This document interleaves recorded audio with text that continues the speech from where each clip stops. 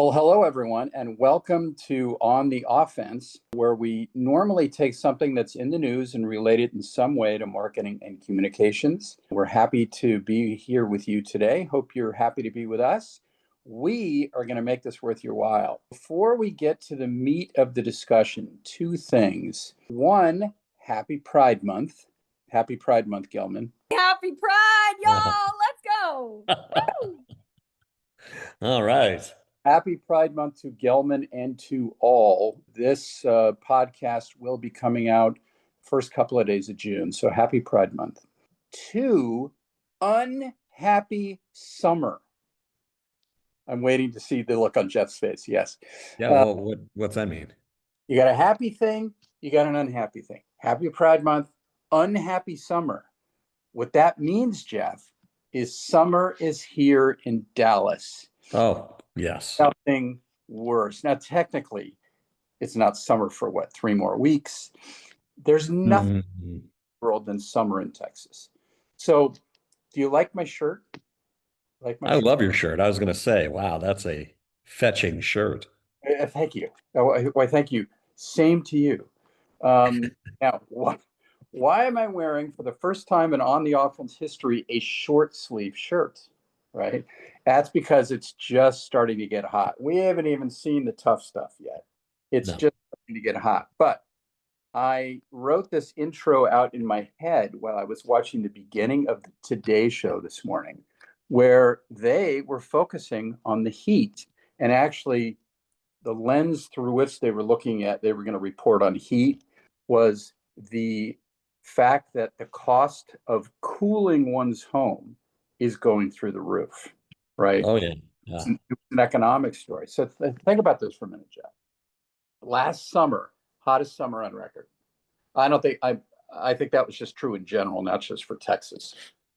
This summer, there is an 80% chance going into the summer that it's going to be hotter than last year, which you wonder how that's even possible. Okay, now let's get to the economics. The average air conditioning bill in this country, now maybe this is a summer number, and I believe this is a monthly number. What do you think? The average air conditioning bill per month in the United States in summer. What do you think? Take a wild guess. Oh, in summer. Jesus. Excuse me. I shouldn't say that because we're going to talk about the Pope. Anyway, it's okay to I say. would here, let's I mean, I'm taking into account all sizes of homes and everything else. Yeah. Well, how about $400? $784. Ooh, yeah, okay. We've been there and done that. Right? I Yeah, mean, that's crazy. that's ridiculous. And as if that isn't bad, what's even worse, and this is the last factoid I'll throw your way on this topic. This year is projected to be a 6.2% increase in that number. So that number must have been from last year. So that means we're going to be, north of $800 per month on average in the summer. $800 a month on average. You're right, all sizes of houses, I get that, but my goodness. I guess there's no such thing as global warming, right? No, there's no climate change. It's a hoax. It's a hoax, right? It's a hoax. The hoax. So I think our new rule, whether we're on camera or not, should be a la, this is kind of like our version of no white after Labor Day. No long sleeves allowed after Memorial Day. What do you think? Here we go. Let's see. I've got my arm showing. No long sleeves after Memorial Day. Hey, I'm in with that. That's great. With my team at Texas Capitol a couple of years ago, no, it was Unisys when I did this. I tried to do no conference calls on Friday. That turned out to be difficult. I tried to hold the line. There were fewer, but I've heard of a new term called Faceless Friday. You heard where companies are having Faceless Fridays, where they still may have calls, but you don't have to be on camera on Friday. I think that's a pretty darn good policy. Yeah, I agree. Our viewers. Plus, the older I get, the uglier I get. So I was going to say our viewers would probably like this to be a faceless podcast. Yeah. Yeah. So my partner in crime here, Mr. Baum, posted this morning a LinkedIn piece, the launching pad for which was the naming of the new Pope, Pope Leo the XIV, the first American-born Pope. Hasn't lived here in a long time, but the first American-born Pope. Apparently a White Sox fan, because for those of you who know the geography of Chicago, if you're from the north side, you're a Cubs fan. If you're from the south side, you're a White Sox fan. So he's a White Sox guy. He's a South Sider. But he's the new Pope. And that got Jeff thinking about all sorts of things, papal and otherwise. So, yeah, you didn't think you were going to hear the term papal today, but I came up with it. No, that's a good one. So it is a great piece. I do recommend that you all take a read through it. You can find it on LinkedIn and our other social channels. It's a great piece. Jeff's done some great thinking and writing both. I highly recommend it. But as we normally do here on the first podcast of the month, we talk live about what we have posted on LinkedIn this morning. That's what we're going to do now. And with that, Jeff, I will throw it over to you. Yeah, I think the naming of the new pope is really significant. I'll start out with some numbers to kind of put this all in context. In the US, the population is roughly 340 million people. Russia is 176 million people. And you have to realize, the old Soviet Union had a lot of people added in, so you're missing that now. And China's population is 1.4 billion people. Well, that 1.4 billion is a key number because that's the number of Catholics in the world. And the leader of that church, he's more than a religious leader. I know I respect him, and I'm not particularly a great person when it comes to religion. I'm half Jewish, half Catholic, and not particularly pious. But at the same time, this guy is a spiritual leader, and that I think that accounts for Protestants, Jews, Muslims, any religion that you can think of. And he doesn't come with an agenda. He believes, and if you're a believer, that his leader is God. And I think that brings a lot of integrity to the table. I know I was really upset, when Pope Francis died. He was a really different type of leader, all about compassion, all about outreach, all those different things that should be important in every part of our life. I don't know if you've seen the movie Conclave, but in that background, when they get into that room and they lock the doors, it's almost like an episode of Survivor. They plot, they scheme, they make little alliances, they go to the table, someone submits a name, and then I they love it. vote. And they take a little piece of paper, they wrap it up, they pass it down the table, they put it into an urn, not the box like on Survivor, but into this little urn. And every time they have a vote that's not definitive or whatever, they put black smoke in a little chimney. And then if they pick a pope, it's white smoke. And so I don't think many people going into this would have thought that Leo and John, you remember his real name? Oh, Bob.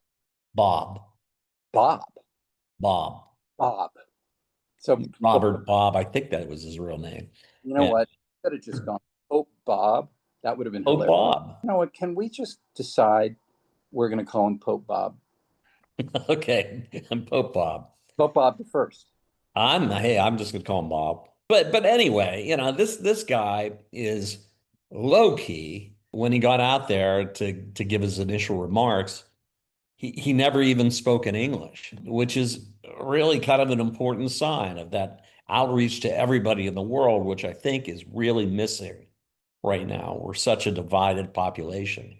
Um, and I really think, like Francis, this is a guy who's got a great spiritual compass. And with Francis, Francis definitely wasn't your everyday pontiff, and I doubt that Pope Leo will be your everyday pontiff. He's thoughtful, quiet, soft-spoken. He appears to be a moderate voice of reason who advocates peace and acceptance. And why should we care? He doesn't rule a country. He's not a political leader. But what makes him so powerful is he doesn't answer to voters or despots. if you're a believer, you believe the Pope's boss is God. And I think that's an important point of reference. Um, and again, it all depends on what your personal beliefs are. But I think he brings a certain bit of reason to the table, and he can be accepted by everyone because he's certainly an honorable person. That morning on May 12th, he brought together 3,000 journalists who gathered at the Vatican, and he preached to them the need for free press and emphasized why journalists are so important to the free world. And his points, it's a free speech, important and precious gift, and I'll put precious in quotations. Imprisoned journalists should be freed. He expressed solidarity with them. He recognizes the courage of those who defend dignity, justice, and the right to be informed. He highlighted the need for communication that is capable of listening and gathering voices of the weak who have no voice. And he called for an end to the divisive war of words filled with prejudice and ideological attacks. I mean, that's pretty good advice. That's pretty good advice for all of us. It's refreshing. You have someone who's operating above the fray. And I don't want to be disrespectful of anyone, but I think this is all why the Pope is so respected. So, as communicators, and I'm bringing it back to who we are and how this is relevant to you guys, it shows that our responsibilities or your responsibilities don't end with supporting your company or your organization. Like everyone else, we need to set a high standard and be living proof that the news and information that we spread to the public is truthful. And we can never forget that truth, something that seems to be in increasingly short supply from those in power, is an essential element of civilized society. I think we hear out there, what's real news or alternative facts? And I think if we lose our moral compass, which I think a lot of people are afraid of, then we're going to give credence to people like the Alex Joneses of the world. And we don't want to do that. So isn't it comforting? The new Pope appears to be a force for peace and reason in today's fractured world. I'm going to follow that lead. I hope you follow that lead, and I hope this all connects with you in one way or another. But I just find it super refreshing that someone who's not in the realm of politics or a leader of a country has so much influence over the world. And I can remember when I was a little kid, Pope Paul was the Pope. And the only thing I got out of that was this guy is incredibly old and feeble.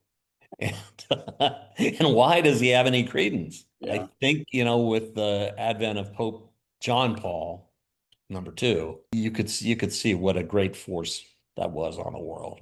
I agree with everything you said. It is refreshing. Right. I mean, he's not a political leader, but he kind of is. I mean, he's visible, highly, highly, obviously visible leader. How many newly appointed, highly visible leaders immediately gathered journalists together and not 3,000 of them, 3,000 journalists. Right. Well, and think about it. He had no news to announce. No. It was a press conference without news. It was just I assume it was just letting this body of journalists know how he feels about things that relate to them, how he feels about what they do and their role in the world. Right.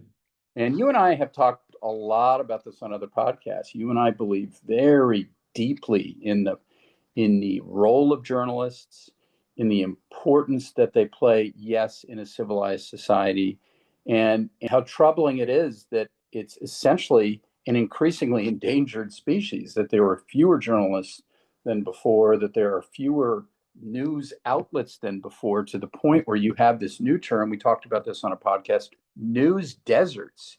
Yeah, yeah. Really scary, where there are entire communities of people, because local media has disappeared because of economics and maybe other reasons, don't have any access to news or not enough access to local news. So these people are uninformed, right? That's not good. But no, I agree with you that it is refreshing what he did with those journalists. I have a very positive opinion of him at the outset, and not just because I want to call him Bob, and not really because he's American, not because he's a White Sox fan. I mean, we're all having fun with that, right? But And John, as we do this, I'm going to look up the Pope's real name. there you go. Bob, let's have some fun with this. So I really liked the part of your LinkedIn piece that talked about how everyone, no matter what your role is in creating content, has a responsibility to the truth, right? So we talk about journalists, that is their job to put truth out there. Now, if you're more of a commentator, that's a little bit different. I mean, you should still be speaking truth, but you can have a bent, a philosophical bent to it. If you're a news reporter, you should have no bent. You should just be reporting the facts. But I take the point that we all have a role. Neither you nor I are journalists, right? Right. But we do produce content. This very podcast is content that will go out into the world, right? For ourselves and for our clients, you and I and our team, we produce content. We produce press releases. We produce thought leadership that gets posted on social, web content, all of that. Blogs. Blogs. What have you. It all has to be truthful. You don't have to be a journalist. You know, and hey, any company I've ever worked for, if you're producing new marketing content, which meaning it is slanted in a positive way toward your product or service or your Support your brand. Yeah. factual. And I've always been trained and train others to, hey, if you're going to be quoting third-party data, for example, you got to source it. Journalists, Absolutely. Absolutely. so do we as marketers. We have to source data too, right? So yeah, I really like that piece in your LinkedIn article about how you apply this responsibility to all of us. What's his name? His name is Robert Francis Prevost. Oh, Prevost, right. Yeah. I do want to ask a question about when a company has a new leader to announce, what are the best practices? What are the things you should do to announce a new leader? We'll get to that in a minute. Let's have some fun with this whole white smoke thing. Okay. What do you think about this whole white smoke thing? I'm okay with it. I think in some cases, traditions are a great thing to hold on to. Traditions unite us. And I think the fact that you had all those people gathered in St. Peter's Square to watch for the smoke is amazing because that is such a little symbol, but it's so powerful. The people who were in, what is it called? St. Peter's Square? Mhm. Did they know, is there something that goes out ahead of time that says, well, we're not going to tell you if it's going to be white smoke or black smoke, but it's going to be between noon and 2.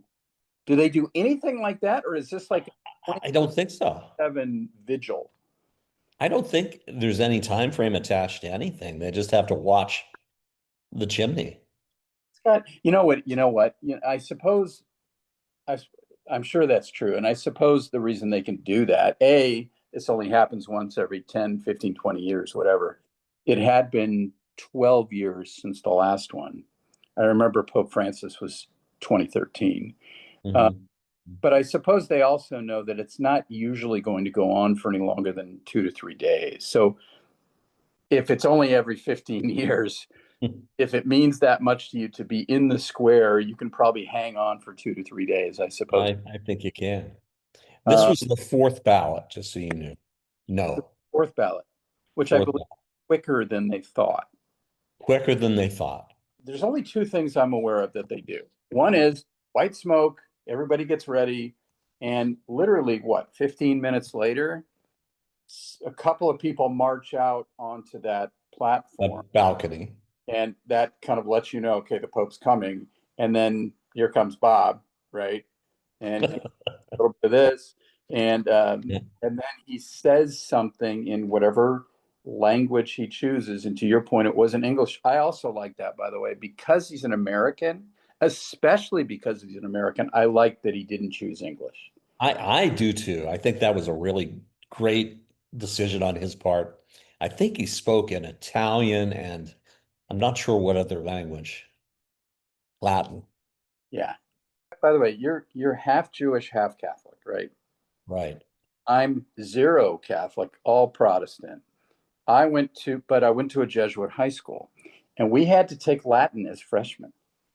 And that was maybe the hardest class I've ever taken. And you had to carry through a language all the way through. I carried through with Spanish, but there were some people who carried all the way through with Latin. Do you know anyone who speaks Latin No. other than Bob? I used to speak some pretty good Pig Latin, but not Latin. I just think that's really impressive. That I, is I hard. think it is too. That's a hard language. I wonder, do they put out a press release and like after the Pope has come out? I'll bet they do. I'm sure they do. I'm sure they do. I really think that if he inserts himself into some of the bad things that are happening in the world right now, he could be a force for peace. And I think that's something we'd all like. I would agree. I would agree with that. So Okay. I have a question written down on my screen here. What are best practices when companies announce a new leader? I know Mhm. a lot of mystery, at least for those of us who've done this, right? So Right. I wrote a couple of things down here. Press release. You're a company, you have a new CEO. Okay, this is external stuff, Right. uh, uh, separate from the internal. Press release, maybe a carefully curated first interview with a seemingly friendly audience. Maybe that Hmm. sometimes that happens. Sometimes that's done under embargo in advance, and then it shows up online, typically right after the press release. Right. Right. Media tour. This assumes that the company is newsworthy and etc. Hmm. Hmm. Um, and then the other thing, the bio goes up on the website. The other thing I can think of that's fairly standard is some sort of social outbound, right? Those five things.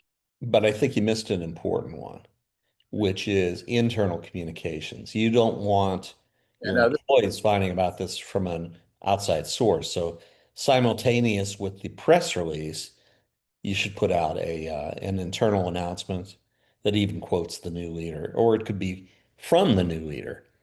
no question about it. And I would also add to that, sometime after the dust settles, some sort of employee roadshow. That's pretty common. Exactly. Let's just pretend that the Vatican is a publicly traded company. Okay. And okay, they've just announced their new CEO, right? How could Right. how could this play out? So the press release, I guess the press release is what the press release is, right? First interview. If you were head of communications for Vatican Inc., who would you who would you curate in advance to be the first interview of the new CEO, CEO Bob, our new leader? Are you going local Oh, it's well, Vatican City thing? Are you going for the FT? Where are you going? honestly, and I'm even though we're looking at the Vatican and like a company, I think the only respectful thing would be to publish it in the most respected Catholic publication. There's like a Catholic Digest, Good. That's interesting. Catholicism World, or whatever it might be, but to go with that first. That's a really cool. If I think about it in terms of what a company would do, there's certain journalists out there who have more cachet than others. So you could always go with a Oprah or Gayle King or Nora O'Donnell or any of those network news, Lester Holt, any of those news anchors. I think it has to be someone of that stature. Les Um, Holt was among the 3,000. I think I saw him. I'm pretty certain he was there. Yeah, Yeah, I think yeah, Nora O'Donnell was there too. he was. So are you saying, so if you have to choose between, let's just say it's Lester Holt, NBC News, right? Right. If you have, Whose last day is tomorrow? is it really? Yep, That's, the new anchor starts on Monday. boy, it doesn't seem like he was there because he came in the wake of the Matt Lauer. thing? No, the Brian Williams thing, Oh, right.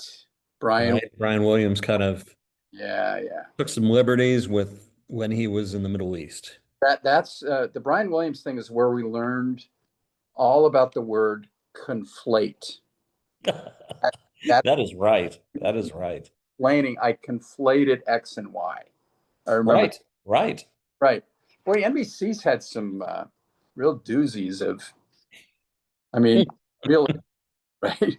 Um, Really big doozies. Yes. big doozy. Okay, so you're the head of communications or the CMO, whatever, for the Vatican. Hmm. You had to decide in advance who's the first journalist. And that let's just assume the story would come out after the announcement, but the interview could have been beforehand, regardless. Right. Who you're choosing the biggest Catholic publication in the world, or are you going straight to TV? I'm choosing the biggest Catholic publication in the world because that way it doesn't look like you've disrespected anyone. I totally agree.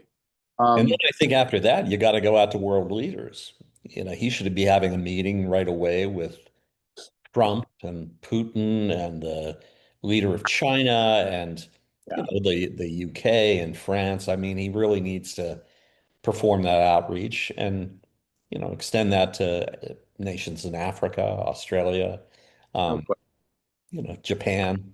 Needs to really do outreach to world leaders to get that credibility flowing, but also to get his voice on record on things like Gaza and the Ukraine and Right. all those different things that are impacting people right now. And I'm stretching the analogy here. I get Yeah, it. But that's in a way, it's like going out and meeting with your partners and or your clients in a way, not client. That right. clients is not the right analogy here, but No. but partners, customers, what have you. All right. So media wise, let's say he comes to the U.S. I remember back when Pope John Paul II came to Los Angeles and spoke in the Coliseum, and he did a parade down Wilshire, and it was very, very cool.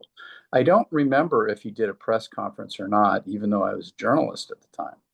Uh, Mhm. but regardless, so let's say Bob's first trip back home to the United States.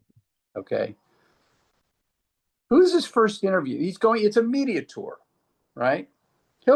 Let's just say you're right. He'll probably meet with Trump, maybe with Vance again. He's already met with him once. He'll meet with certain people, I suppose. But is he choosing the Chicago Tribune or the Chicago? That's the first thing that came to my mind. That's Yeah. going to be by far the least biased thing that he could do. Oh, I'm going to talk to my hometown newspaper first. I Well, think that would be an excellent way to start. that's so interesting I totally agree that would be really, he would be choosing a smaller audience by comparison to if he wanted to talk to USA Today or Lester Holt, right? Hmm. Hmm. You're saying he should choose his hometown papers first. I like that. You know what that says to me? I haven't forgotten where I came from. Absolutely. Absolutely. And honestly, in his case, since he's spent so much of his priesthood time in Peru, he ought to go to Peru. 100%. 100%. I mean, it is a way of saying I'm not all about, you know, the brightest lights. I don't go straight to New York. I go straight to Chicago. I mean, why did you love Pope Francis so much? Why did we all love him so much? I mean, he used to go and lay on the ground and physically kiss the feet of people, right? Yeah. Yeah. Who in every action said to people every day, I'm no better than you, no better than you, Right. here to serve you, right? So I love that idea. I suppose he could do a press conference in Chicago. You don't want to leave out the local TV people. But can you imagine the Chicago press corps if that happened, especially at Oh, the first US based interview? Can you imagine that press conference? oh, it would be a crazy event. Wouldn't that be great? Crazy event. Right? All right, let's keep stretching this. Okay. First, at a certain point, it would be understandable if he was to do a national interview, a big. Mhm. Who are you choosing first? You're the head of communications. Who's going to give you the audience, the reach, and who's going to maybe be I'm not sure I could think of anyone who wouldn't be a friendly interviewer, but who maybe stylistically, like who would you go for? Would you go for Lester Holt? Would you go one of the morning shows? What do you think? That's a really hard one. April Um, worthy. you know what? I might go outside the realm of journalism on this one. And when I said Oprah, I was thinking, my God, who carries more cachet than Oprah?